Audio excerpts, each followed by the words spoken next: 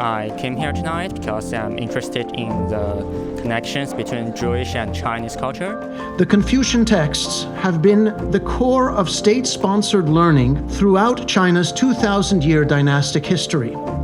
But as China sought to modernize in the 20th century, these books were put on the defense. It goes back to the Shang Dynasty, that in the Shang Dynasty, a group of people came forward and began this process of aestheticizing the human experience.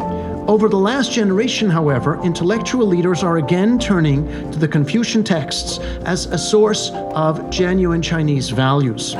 Professor Ames really make the connection between the history and the modern world. So in our time, we have to go to our cultural resources and find the assets that are necessary to have a world that we can pass on to the next generation, to my granddaughter.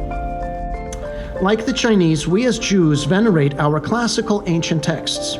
Our rabbis engaged in midrashic interpretation of the Bible to produce the system of Jewish law and norms of behavior.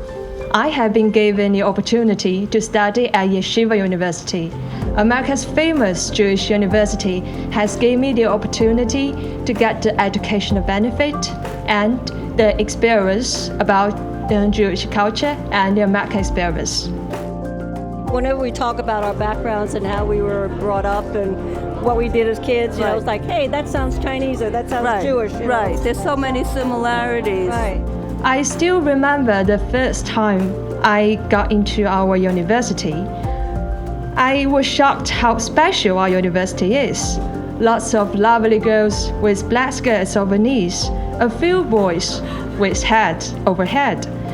And there were many mysterious symbols I didn't recognize. When you talk about Judaism and Confucianism, you have a kind of atheistic religiousness.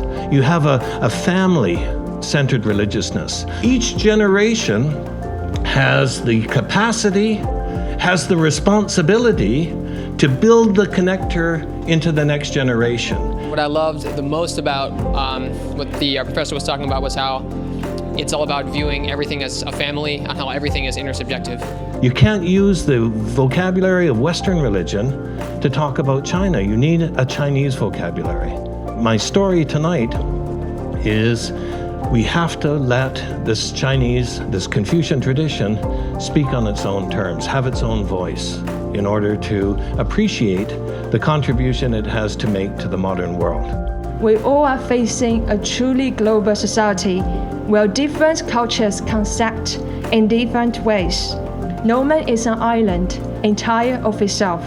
So that's why we have this Chinese-Jewish conversation. We gain so much by seeing our own world from new perspectives. And the audience today is a Chinese and Jewish audience, and that's the conversation that I'm talking about.